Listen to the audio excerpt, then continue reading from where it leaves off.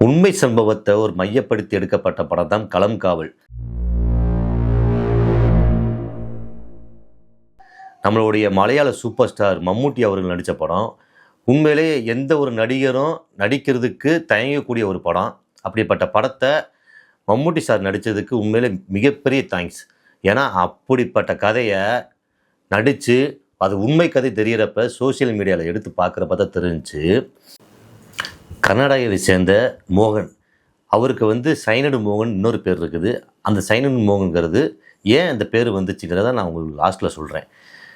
மொத்தம் 3 மனைவிகள். அந்த 3 மனைவியில் ஃபஸ்ட்டு மனைவிக்கு 2 குழந்தைகள். ஒருத்தங்களுக்கு இன்னொரு பழக்கம் இருக்கிறது தெரியாது.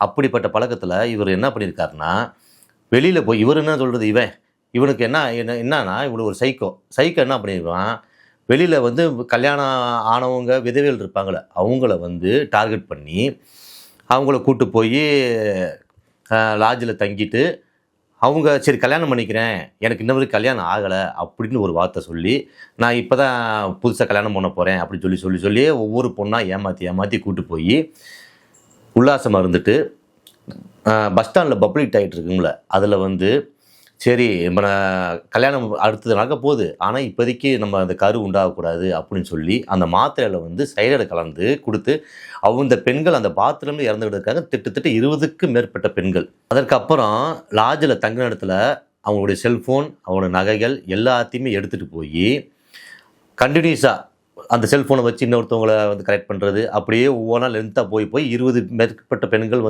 இதுக்காக விழுந்திருக்காங்க. அப்போ என்ன நடக்குதுன்னா, கடைசியில் 2004 நடந்திருக்குது, 2009 வரைக்கும் இந்த விஷயம் நடந்திருக்குது. 2009 எப்படி மாட்டிக்கிட்டான் அப்படிங்கிறப்ப கடைசியாக அந்த இறந்து போன பெண்களுடைய ஃபோனை வச்சு பேச போய் தான் அடுத்தடுத்த லீடு கிடைக்க போய் தான் இவனோட கண்டுபிடிக்க முடிஞ்சிச்சு. 2009ஆம் ஆண்டு அக்டோபர் மாதம் இவனுக்கு மரண தண்டனை அளிக்கப்படுது. அதுக்கப்புறம் 2013 அடுத்த கேஸு, இன்னொரு பொண்ணோட கேஸ் வரப்போ 2013 ஆயுள் தண்டனை அளிக்கப்படுது.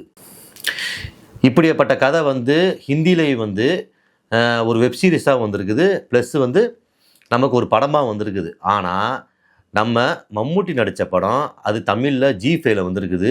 உண்மையிலே சொல்கிறேன், அவ்வளோ சூப்பராக நடிச்சிருக்காரு. ஆனால் கொஞ்சம் மாறுதல் வச்சு எடுத்துருக்குறாங்க. மற்றபடி கதை அப்படியே சேம் கதை தான், கொஞ்சம் டிஃப்ரெண்ட் இருக்கும். நல்லா இருக்குது பாருங்கள். ஆனால் இப்படிப்பட்ட மிருகங்களும் இந்த உலகத்தில் இருக்குதுங்கிறத எல்லோரும் தெரிஞ்சுக்குங்க.